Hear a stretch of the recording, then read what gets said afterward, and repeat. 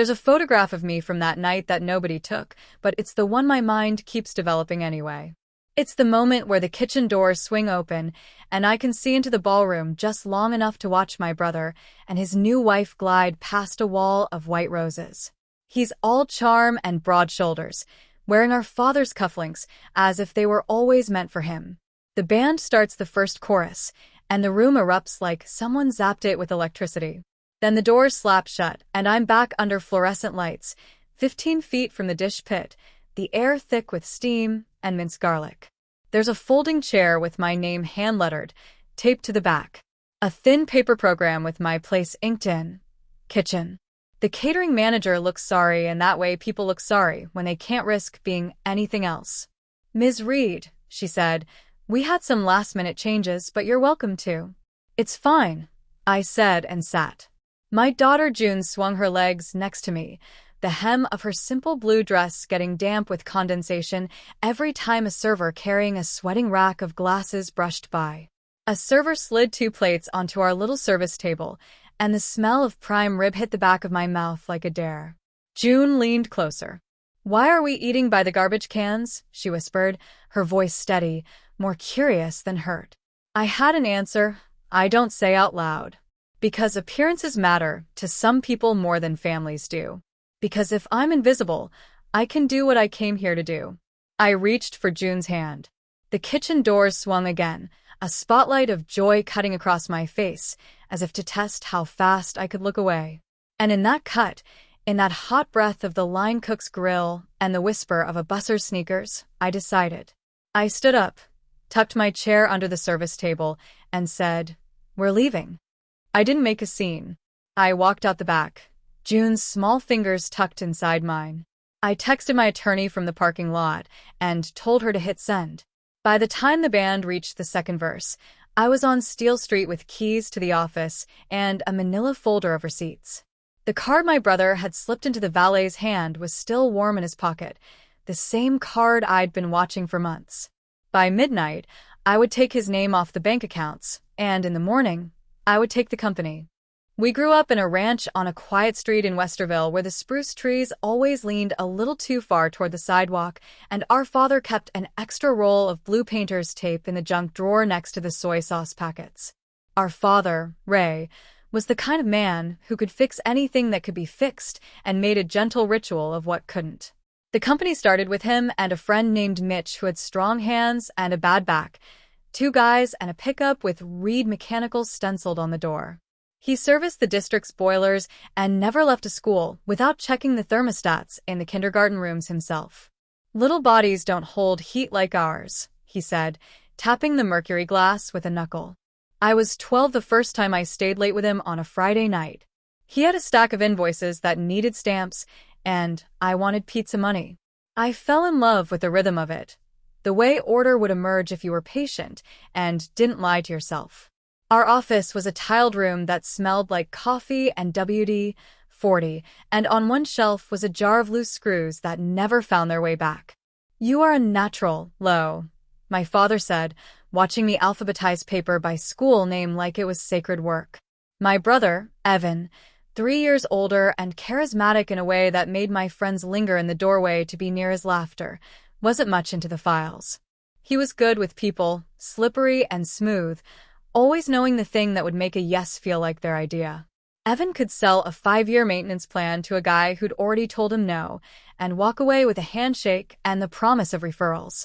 Our mother, Susan, orbited it all with a fixed smile and the manic energy of someone who grew up needing everything to look right.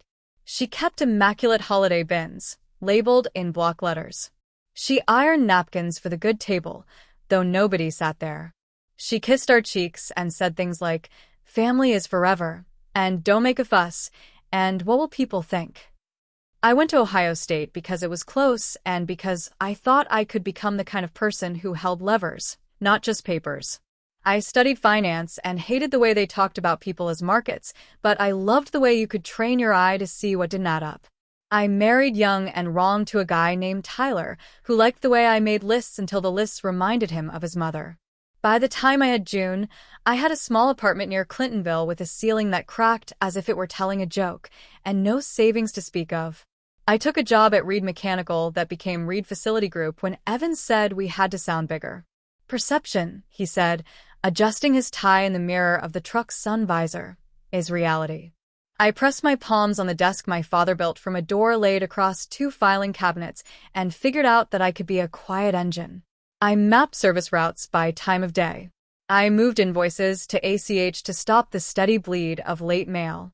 I set up a CRM that basically bullied us into remembering people's names and the make of the boiler they'd cursed at last winter. We hired Keisha as office manager, and she transformed the front desk into something like triage and something like a living room where everyone's grief about broken equipment could fall apart for a second without making a mess. Jamal came up through the shop, and Hector took over as foreman. Both of them knew how many families were connected to the decisions we made in the margins and kept me honest when I became numbers more than names. Evan was the face. He shook hands at school board meetings and knew the superintendent's golf handicap. He brought in the Westwood Unified contract one spring with a grin that made him look like a little boy holding a fish he wasn't sure he should touch. 3 years, he said, with an option. You didn't think I could, did you? I did not think you could, I said, and meant it. We hugged like we meant it, too, the way siblings do when they're standing on the edge of a cliff and pretending it's a hill. Dad started to loosen his grip on the wrenches around then. He'd stand in the doorway of the shop with a coffee, while Hector conferred with a tech about a rattle you could only hear when the rooftop unit was under full load. You've got good ears, Dad told the kid, pride in his voice like a private song.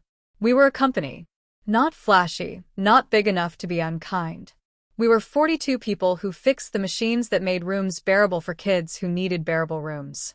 I believed we were a kind of family, too, the kind you make when you realize the one you were born into doesn't offer the kind of safety you assumed it did. June grew into a kid with a laugh that felt like a lid coming off a jar. She liked to sit at the high desk near the copier and draw pictures of rockets with hearts on them while I returned calls. Is Jamal a superhero? She asked once, watching him hoist a condenser coil like it was a story I hadn't told. He's something like that, I said. Are you? She asked me. I wanted to tell her the truth, which was that I could be, if superheroes counted spreadsheets and uncomfortable conversations as their special powers. Instead, I said, I'm the person who makes sure the superheroes have what they need. Dad had a stroke in late September. Evan found him on the floor in the shop after everyone had gone home. A coffee cup knocked over. A dark fan on the concrete like a shadow had finally spilled. We sat in the ICU under the soft insistence of machines and pretended we were ready to be the kind of people who know what to do when the person who knew what to do doesn't. He made it home, eventually, to a life that took more from him than it gave. Words thinned into gestures. His right hand curled as if it were holding a thing that once helped him and had gone useless in the night. He watched football and asked us with his eyes not to narrate it like a game. He squeezed my fingers too hard when I told him I would keep the numbers clean. Evan started talking more like a man who was standing in a room all alone. Old man should have retired sooner, he said one night in the shop after everyone left, both of us perched on milk crates like defective royalty.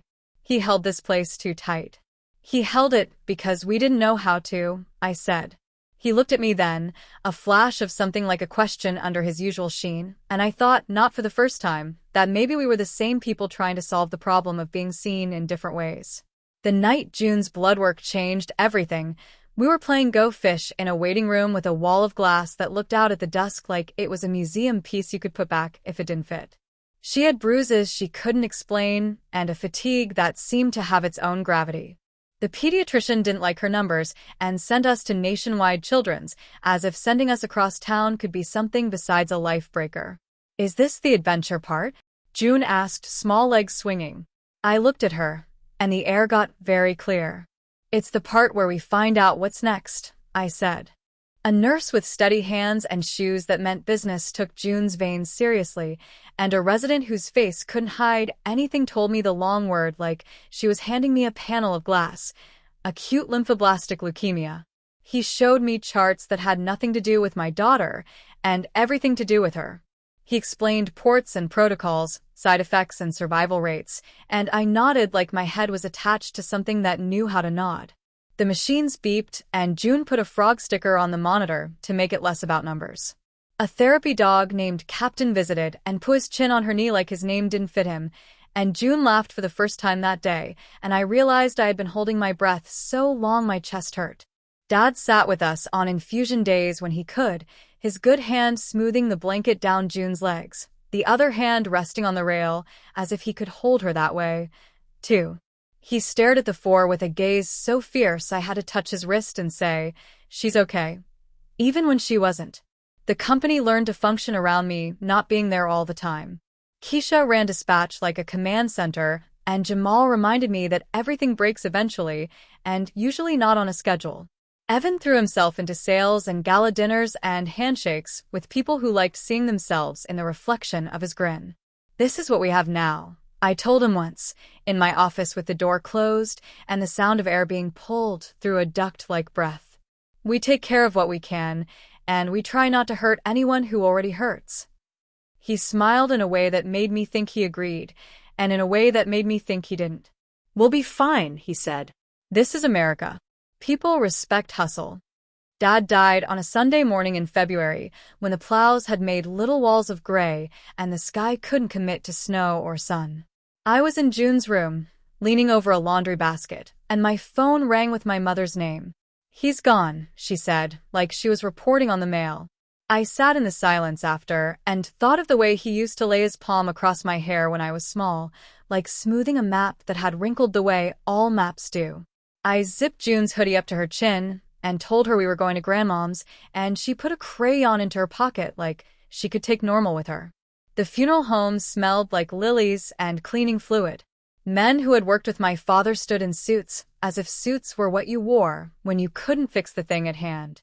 Hector hugged me and cried in the way of a person who doesn't cry and doesn't know how to stop once they start. Jamal stood with his hands folded and told me a story about a rooftop unit Dad had coaxed back to life with a socket wrench and a poem under his breath, and I believed the poem part even though I couldn't hear it. After, the house filled with casseroles and paper plates and women from the neighborhood who patted my mother's arm in a rhythm that meant they needed to leave eventually, but didn't know how to stand up. My mother watched the line of shoes at the door like a general taking stock. "What are we going to do about the business?" she asked me in the kitchen, as if we were talking about a spilled bowl of fruit. "People are going to wonder." "We're going to keep it," I said. "That's the plan." Evan stood in the doorway with a bourbon and something else I couldn't name. "We need to show stability," he said. "Should we rebrand? Read facilities, maybe. Add a tagline." I looked at him and tried to keep my exhaustion off my face. "We'll be stable by being stable," I said. "Not by looking like it." Dad's lawyer, a compact woman named Eleanor, met with us at her office downtown with blinds that cut the light into polite slats. She had a way of speaking that assumed you could handle the truth if somebody handed it to you clean. "Your father set up a trust for the company," she said, sliding a folder across her desk to me and then to Evan. "He structured it to keep Reed Facility Group privately held, with an operating agreement that requires majority approval for changes in management. He named Lauren CFO and Evan CEO, with the understanding that you would balance each other. He also included, given the nature of family businesses, an integrity clause." She paused to let that sit. Evan cleared his throat. I felt something cold settle between my ribs and lean in. "If any officer uses company funds for personal purposes beyond de minimis amounts," she read, "or fails to ensure employee benefits are maintained, the trustee," she tapped the folder, "has the authority to temporarily assign majority voting rights to the other executive for the sole purpose of rectifying the issue." "That's dramatic," Evan said, forcing a smile. "He didn't trust us?" "He trusted that you would be yourselves," Eleanor said. "He trusted that the company should survive your worst days." We walked out of that meeting with a shell of an arrangement and a template for a war we hadn't declared. I wanted to call Dad and tell him I was mad at him and grateful in the way that feels like betrayal. Evan moved fast. He scheduled breakfasts with clients, dinners at fancy steakhouses, meet and greets with other contractors who wanted to be our friends on paper. He redesigned the website and made the logo thinner because thin is modern. "People like aspirational," he said. "We can't look small and local anymore." We're local, I said, and small enough to remember names. That's a liability, he said. Trust me. Trust was a currency between us that had been devalued by grief, and the way we grieved differently. He needed adoration like oxygen. I needed a spreadsheet and a quiet room. We tried to speak to each other in our second languages and failed. June's treatment plan stretched like a map unfurling over years. Initial chemo, consolidation, maintenance, words that sounded like construction phases and body budgets. Her hair thinned and then left, quietly, a little at a time like it didn't want to make a fuss. She wore bright headscarves and drew faces on the chemo pulse bag with permanent marker, giving it googly eyes and a name. Stick. Tyler sent money when his mom reminded him. He texted sometimes when he was between gigs. He wasn't a villain, which almost made it worse. It meant there was nobody to rage at except a system that assumes women don't break, and a family that fears what happens if they admit one did. We had health insurance through the company because part of running a company like ours is understanding that people need to see doctors without asking their kids to skip lunch for a week. In April, we switched to a new carrier because Evan found a broker who swore he could save us 12%. Asked too many questions, and Evan called me conservative like it was a bad word. The first time a claim didn't go through for June's meds, I figured it was a coding issue or a fax to nobody's number. The second time, I started to get the itch. The third time, sitting on hold with a tinny version of a song I used to like, I pulled up our corporate payment portal and checked the premium. The last payment was over 30 days late. I walked into Evan's office with the bills and closed the door. His space looked like a magazine had spit it out. Framed photos of ribbon cuttings, a decanter nobody used, a picture of him and his fiancée on a beach where everything matched. Kelsey was a PR consultant with meticulously curated feeds and a knack for turning other people's stories into brand messages. The two of them together looked like a future if you squinted. The kind of future, though, that creaks if you shift your weight. You missed the health insurance payment, I said. Evan raised his eyebrows like we were chatting. We had a cash flow lag, he said. A few of the school's slow-walked payments. It's fine. It'll post Friday. It's Wednesday, Evan, I said. June's infusion was denied. He frowned, half at me and half at the idea. That's not on me. You're the CEO, I said. It is literally on you. He leaned back in his chair and laced his fingers where I could see the cuff of our father's monogram peeking out. I've been covering gaps with the Amex. Keeping us afloat, he said. I didn't see you offering to put your credit on the line. We shouldn't be using the Amex for cash flow, I said. We should be using the line of credit, with documented draws and approvals. Jesus, Lauren, he said, rolling his eyes. You love a form.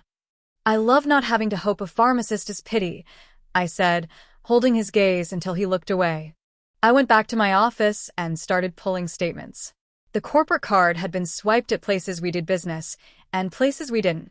A hotel that hosted charity balls, a floral studio, a suit shop with wooden hangers that looked like sculptures. I wrote dates and amounts with my pen on yellow legal paper that belonged in a courtroom. I don't like catching people. There's no joy in it. But the feeling of a pattern revealing itself under your hands when you're afraid it might not, it's a kind of relief that makes you sick. I printed 2 copies and slid one into a manila folder with the trust document, the operating agreement, and a photograph of June at the infusion center, in case I forgot why I was doing anything. You're being dramatic, my mother said when I told her there was a problem. We were in her kitchen, which had been renovated twice in a decade in pursuit of a perfection that would look less tired. This is why you can't keep a man, Lauren. You make everything a fight. Mom, I said, setting my coffee down because if I held it my hands would shake. This isn't about a man. This is about peril and healthcare and the fact that you taught me not to pretend. She pursed her lips and smoothed a dish towel that didn't need smoothing. It's Evan's wedding week, she said. Can you not? I looked at her like a stranger for a second. Can I not? I repeated quietly. She blinked, offended by the mirror and not the scene. Kelsey had chosen a venue in the short north with high ceilings and Edison bulbs like the light might be handcrafted too. My dress was navy blue and demure because that's the weekend I thought I should be. June's scarf matched my earrings because she asked, and I said yes. Because there are things you say yes to that cost you nothing and give out like a table that never gets empty. We arrived on time, because I am a person who arrives on time. The place cards were arranged in a pragmatic art of efficiency that reminded me of dispatch. A girl in black with a headset asked for my name and slid her finger down the list. "That's odd," she said, her manicured nail tapping a blank space. "Do you have your card?" I shook my head. "You have us on there," I said, reading upside down. "Lauren and June Reed." She nodded quickly and smiled the way you do when the customer is right enough to make you nervous. "Of course. I'll sort it out," she said, and darted to a woman with a clipboard who stood near the wall like a potted plant nobody could afford but everyone wanted to look at. The woman with the clipboard glanced at us, and then at the ballroom like the ballroom might rescue her. I heard the band warming up, a saxophone finding its place. From down the hall, past a pair of double doors, a spill of light and laughter like a fountain you can't unsmell. The clipboard woman came back. "We've had some late additions," she said, as if that explained anything. "We can seat you near the kitchen. It'll be quieter for her." She nodded at June, and in the nod was the assumption that my daughter was a problem being solved. I looked at her, and then at the doors, and then at the little name card in my hand with a smudge at the corner where somebody had re-inked my last name like it had needed to be corrected. "Is there really no room?" I asked. "Not at a family table. No," she said, with the confidence of someone who had been told which families counted. I could see the head table through the sliver, where the doors went Old Western Saloon every 30 seconds. Evan in tuxedo, Kelsey in satin, my mother in a dress that made her look like she'd been poured into being. The groomsmen were strategically handsome. The wedding party laughed like they were on television. A server put a plate in front of June by the swinging doors. The plate was the same as the other plates, but here the sauce looked like a mess. A busser wheeled a garbage bin by with a squeak that made June flinch.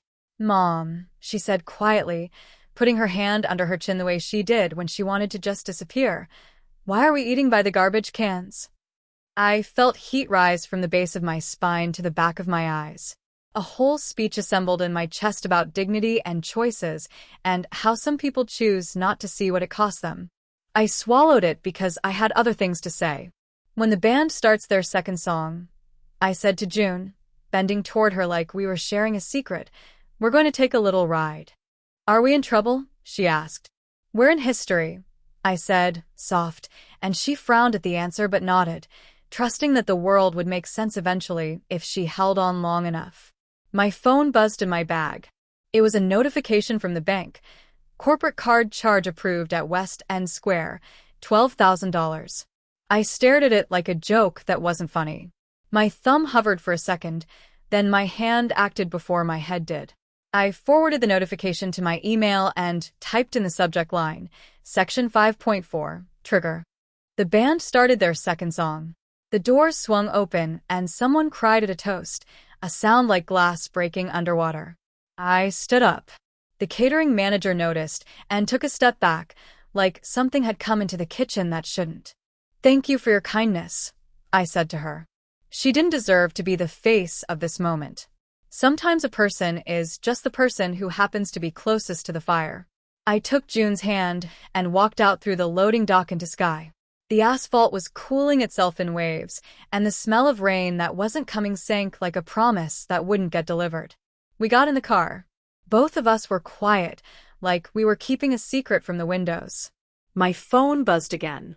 It was the insurance company, an automated call, reminding me that a claim had been denied for therapy we'd already had. I hung up. I texted Naomi. Now. The phone rang immediately. "You're sure?" she said, not a question. "They seated me in the kitchen," I said, and then I laughed, a short sound that had no humor in it. "And he just charged the venue on the corporate card." "Get to the office," she said.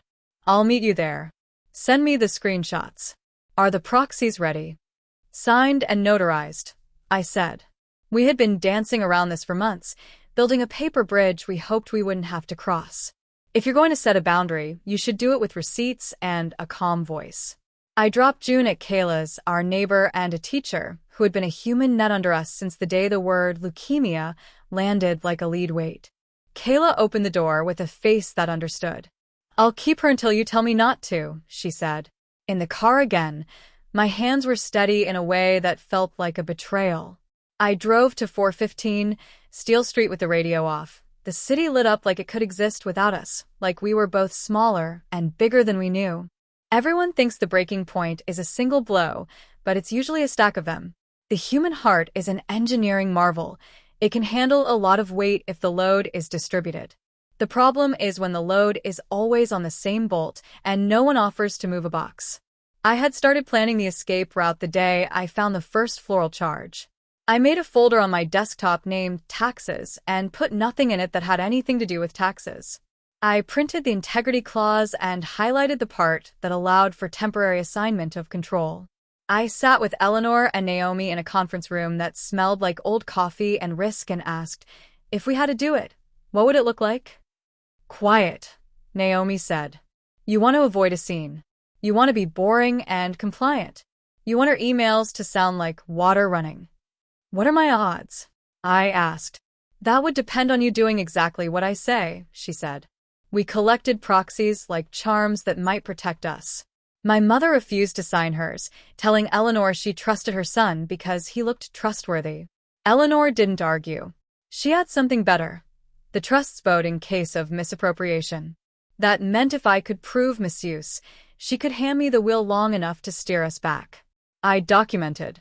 I forwarded. I CC'd. I set reminders to pay benefits a week early and created a separate account for them so no one could borrow. I spoke softly and did not accuse. I wore flats that didn't make a sound on the office floor because quietly is how you get things done in rooms that aren't set for you. We set a date we called the clean cut, 2 days after the wedding because there would be fewer eyes on business and more on Instagram. In that plan, we would execute the removal of Evan as manager, suspend his access, notify the bank, and inform employees at a morning meeting with coffee and tiers of donuts that suggested normalcy. We had the trustees' letter drafted, the bank manager's cell number, the temporary pins that would go live. We had a script that said, "The company continues. Your jobs are safe. Here is a list of who you call for what." In a better world, I would have stuck to the plan like a lifeguard to a whistle. I would have honored the sanctity of schedules we make, because we think we are in charge. But humiliation has a physics to it.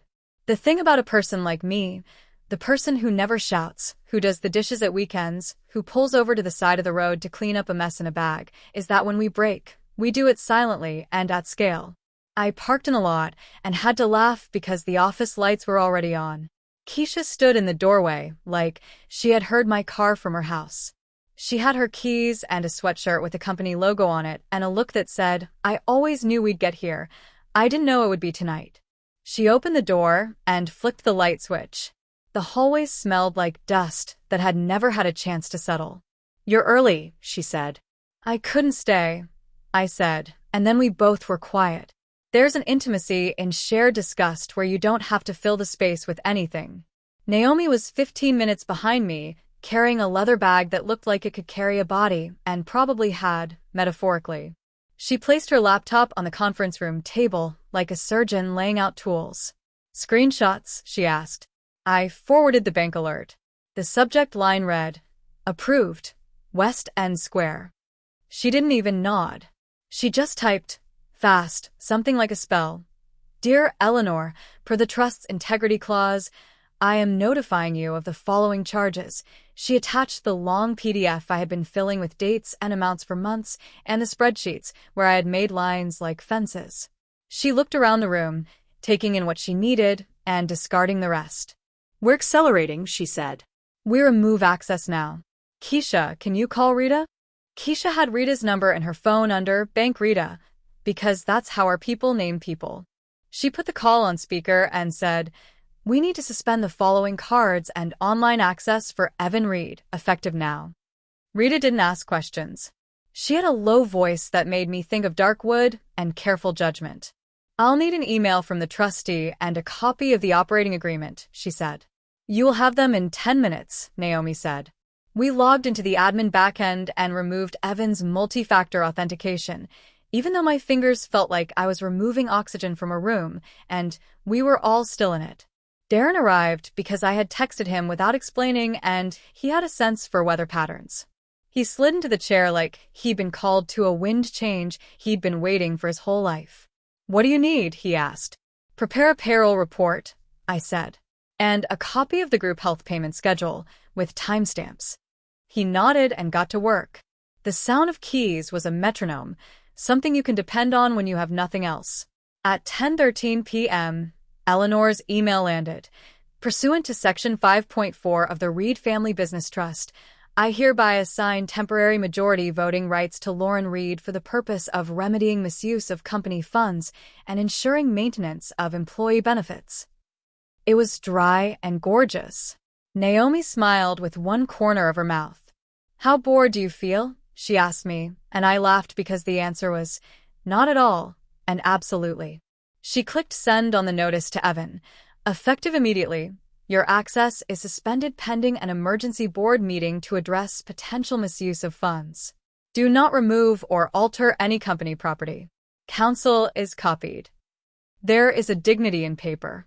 You put ink on it, and it does not bluff. It remembers what you asked it to, and does not get drunk at a wedding and forget. At 10:31 p.m., my phone buzzed with a text from Evan. "What is this?" I put the phone face down. Sometimes the kindest thing you can do is let a person read their own words to themselves in the dark. We changed the locks. Keisha had a mobile service on speed dial because when you run a business like ours, you learn that locks become metaphors.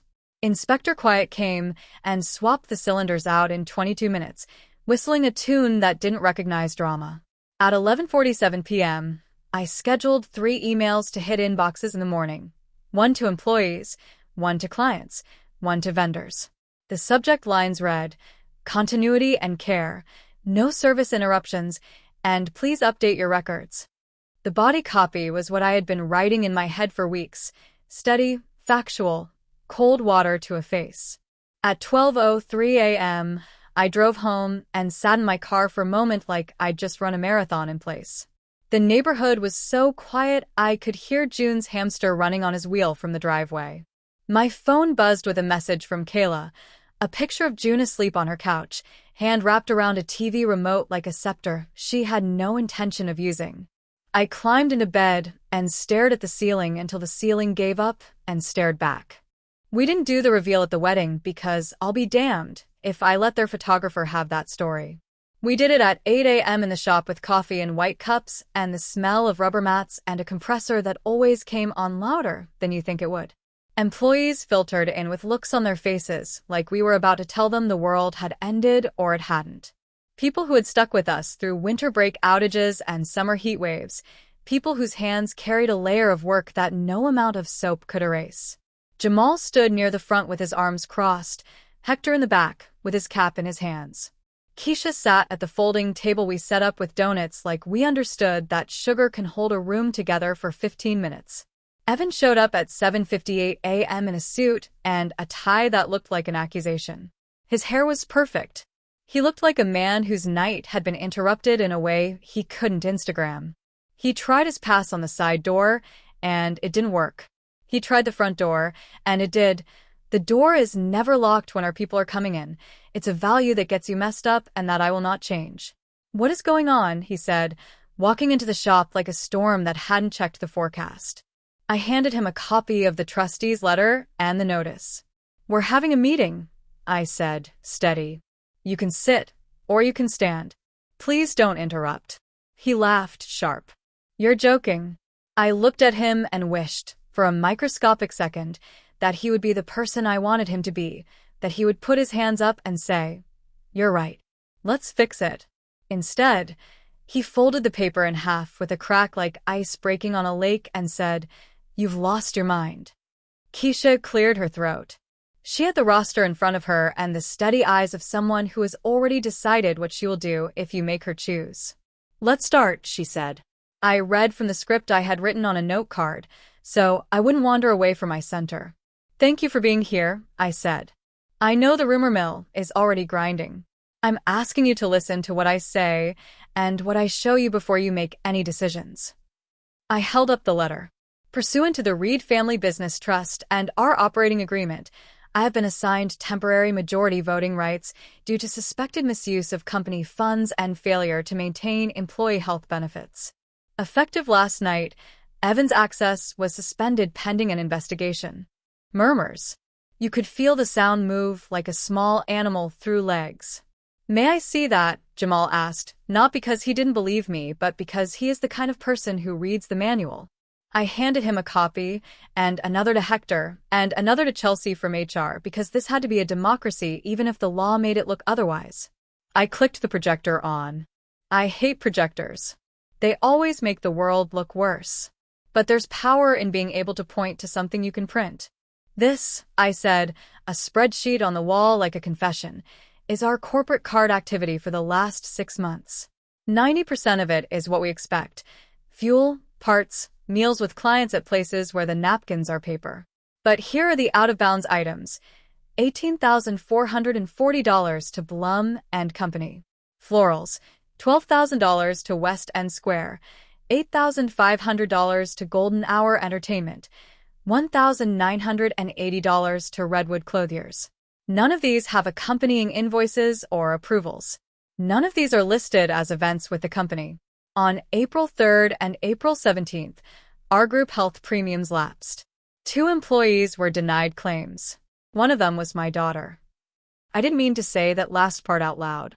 It jumped the fence. The room held me anyway. Evan stepped forward. I was outfitting rooms for client meetings, he said. Building relationships. You can't understand that because you've never had to sell. Hector made a noise in his throat that might have been a laugh and might have been grief. I sell comfort to teachers in January, he said, quiet. I sell safety to kids whose classrooms smell like paint thinner when the air goes. I ain't never bought a flower to do it. It's a wedding, Chelsea said, flipping through her papers like she was searching for a kinder way to say it. Those are wedding charges. Evan's face went white in a way that made me worry, briefly, that I was his sister and not his destroyer. Then his jaw tightened.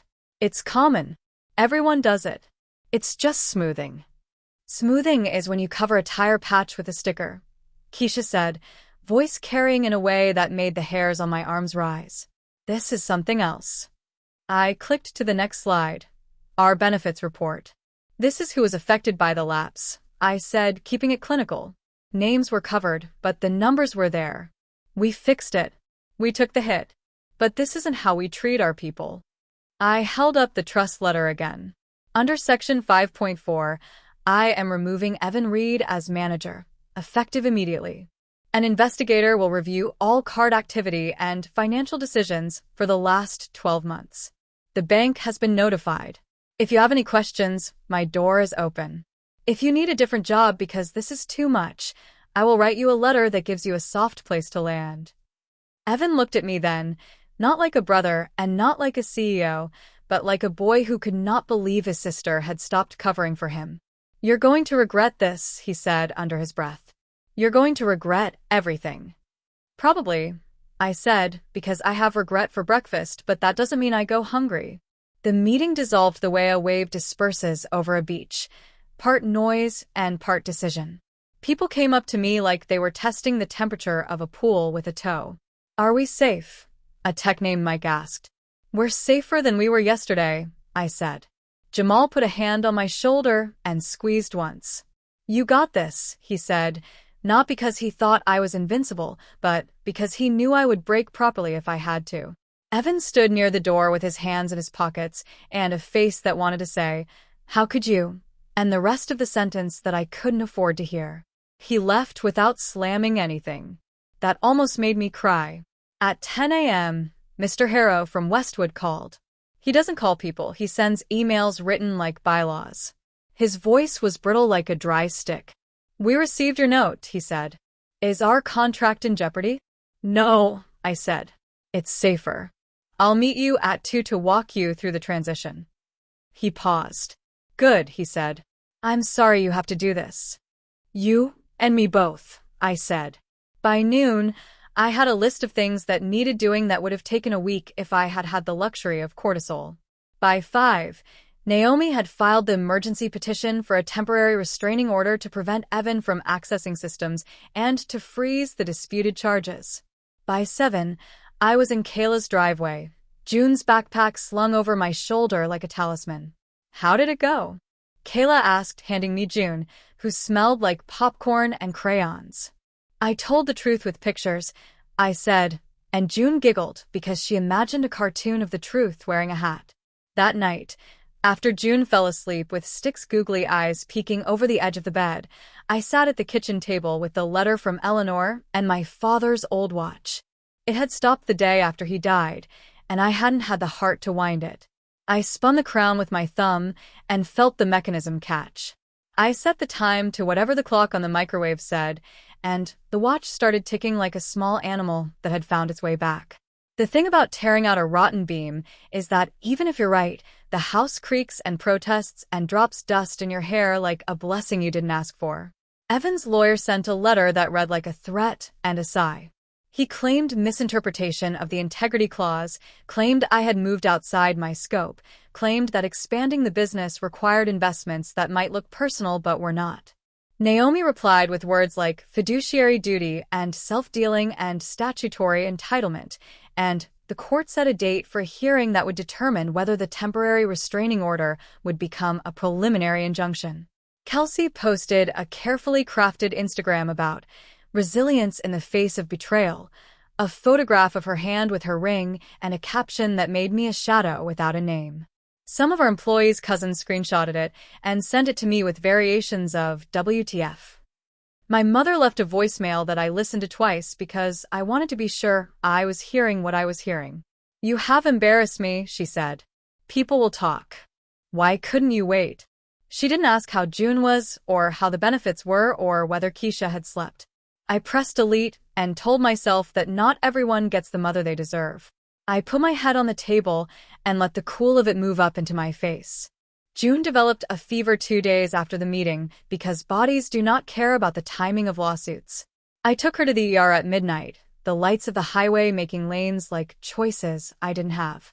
The nurse on duty had a braid that held like a rope and a humor she probably used the way I use spreadsheets. She checked June's vitals and said, "Welcome back," like we were regulars at a bar we didn't like.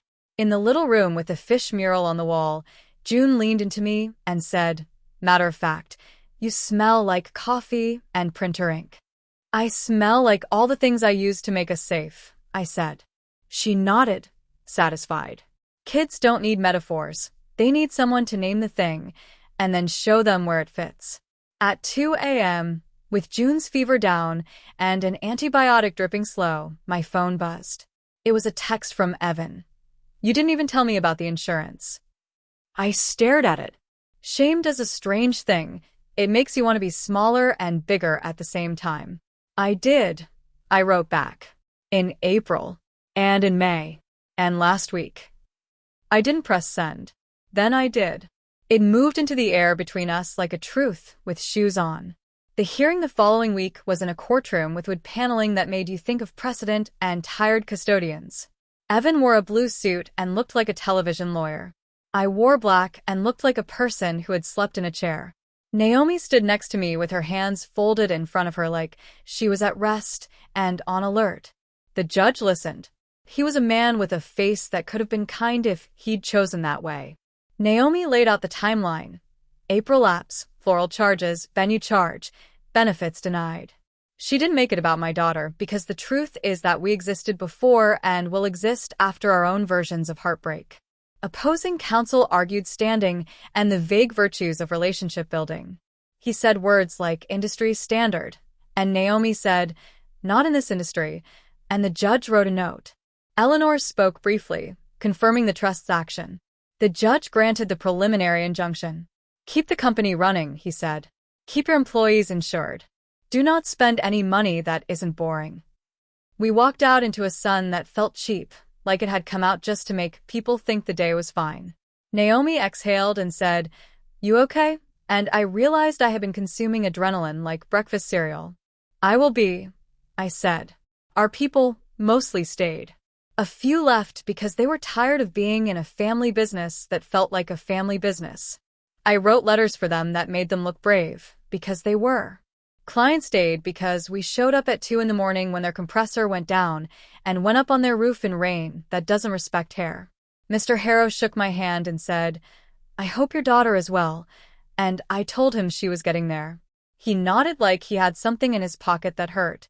Evan started a new company across town with a name that sounded aspirational and vague. He took 2 clients with him, both men who liked the way they saw themselves with him. He posted photos of ribbon cuttings with a borrowed ribbon. I didn't look, mostly. Sometimes I caught a glance and felt that tug that reminds you that your body remembers who you loved, even if your head has rewritten the story. At home, June started 3rd grade with a new backpack that had stars on it and a lunchbox with a note inside that said, "You are the bravest person I know, even though bravery isn't a contest, and I don't like comparative love." She came home and said, "We're learning solids," and I laughed at the way the word felt like a blessing. Keisha put a plan on my desk and said it was low maintenance, but I needed to water it sometimes, a metaphor so on the nose we both had to smile. Jamal brought me a coffee and said, "We got the Miller job," and I handed him a list and he said, "I already did it." Hector hung a photo on the shop wall of Dad in a flannel with a wrench in his belt and a look on his face that said, "Keep going." I went to bed sometimes with my jaw clenched so hard I woke with a headache. I went to bed other times with a softness in my chest I didn't recognize. Relief, maybe, or the absence of vigilance, which is the same thing. It's never over, not really. The threads fray, and you spend years trimming them or deciding which ones you're going to live with because cutting them would cut something else you need. The settlement came 9 months after the wedding, on a day when the air felt like a dryer sheet. Evan agreed to resign in exchange for a structured payout of his shares over 5 years, contingent on adherence to a non-solicitation clause and a mutual non-disparagement agreement. He signed it without meeting my eye. His signature had the same flourish it always did, a man still making a shape even when the meaning had shifted. We didn't hug. There are some doors you close because you have to keep your fingers. My mother tried to get me to come to a brunch at her club when she thought it would look good to have both her kids in the same room. I declined, and she sighed the sigh of a person for whom performance had always been a reasonable substitute for connection. She sent June a sweater for winter and a card with a washed-out sunset and the word strength embossed in silver. I texted thank you and meant it in the way that words can hold multiple truths at once. June finished maintenance therapy and rang the bell in the hallway at the infusion clinic while the nurses clapped in the staccato of relief. She smiled with her whole face and touched the bell rope like it was an animal she had trained and was finally setting free. Captain the therapy dog loped up the hall like an old man who won't be told what to do and put his chin on her knee again for a second like he wanted her to remember him even in the parts of her life that would not be fluorescent. We had a picnic that summer in the park off Cleveland Avenue, with little sandwiches and a blanket that got grass stains at the corners because we are people who cannot keep things clean. Keisha brought her kids, and Jamal grilled like it was his calling, and Hector told stories that sounded like legends because time does that to stories if you let it. We made a game of pinning name tags to everyone's shirt, even though we already knew names. It was a way of saying we still see you, to ourselves as much as to them. In the fall, I went to a soccer game at the high school we serviced, stood at the top of the bleachers with a cup of cocoa I bought from the concession stand because I know how many drinks that stand has to sell to pay for bus fuel. The air had that crisp that makes you kind to strangers. The lights made the field look like a stage, and the players like actors who hadn't been told the ending. A group of girls behind me laughed like birds. A man in a jacket with a Westwood patch climbed up and stood next to me. "My grandson plays," he said, unnecessary and familiar. "I wanted to thank you." "For what?" I asked, because I am not good at accepting thank yous that don't come with a ledger. "For the air," he said. "For the humming that says it's okay to take a deep breath." I didn't cry. I nodded, and we watched a kid score a goal like the world had tilted and let him. Winter came with a personality. We had a cold snap that made pipes think they were popsicles and drove our techs up to roofs at midnight in weather that hates skin. We got through it. We had a spreadsheet that told us why, and a group chat that looked like a well-run fire. Sometimes, in quiet moments, I thought about Evan and the parts of him I had grown up loving. The kid who had taught me to ride a bike by running behind me with his hand on the seat until he couldn't anymore. The teenager who had sneaked me out to an overlook to watch planes come in because he knew I needed the sense that there were other places. The man who had held our father's hand in the hospital and said, "It's okay," even when it wasn't. I wrote letters I didn't send. I took them out when the house was asleep and read them to my coffee. I nodded at the parts that flinched. On a Tuesday in March, Evan asked to meet. We sat at a coffee shop with chairs that didn't match and a barista who made hearts with the milk, because that's what you do when you don't know the backstory. "You've done well," he said, and I waited for the hook. "Thanks," I said.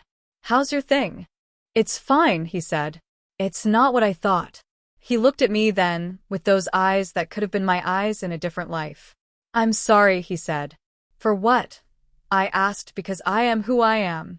"For all of it," he said, and it was too much and not enough. He told me Kelsey had left.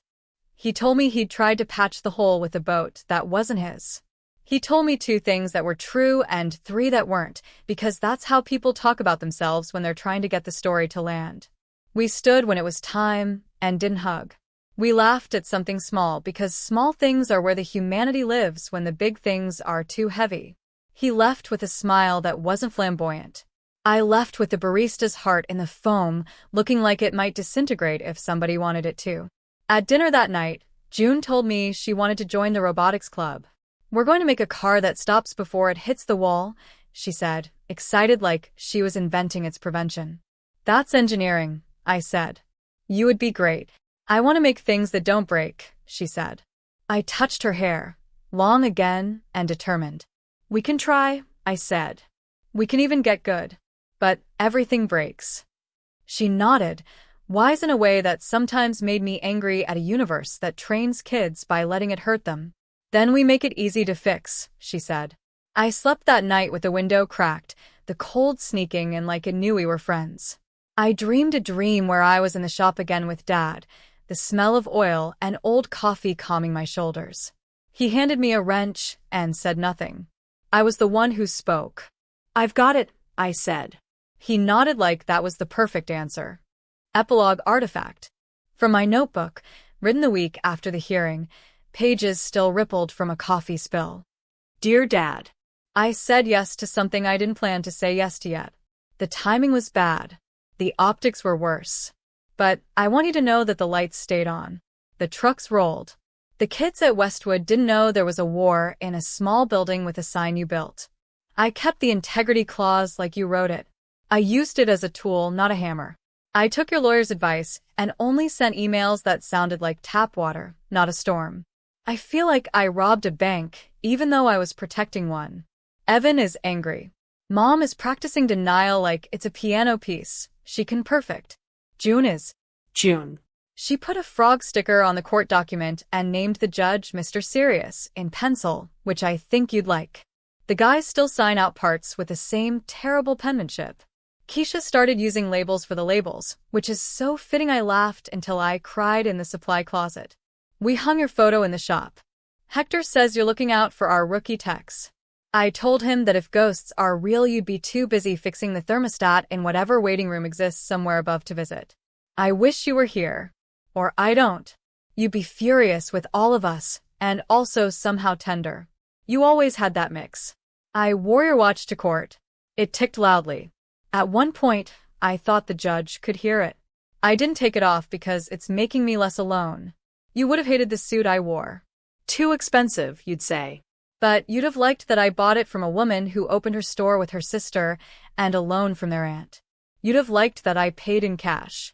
If you walk past whatever storehouse of time you keep and see my brother, tell him I see him. Tell him there's a seat if he ever wants to sit in the dark and talk about how we learned love. I'm going to try to sleep. The building inspector is coming at 9, and you know how they are. I miss you in the small tasks. I miss you in the big ones, too. Love. Low.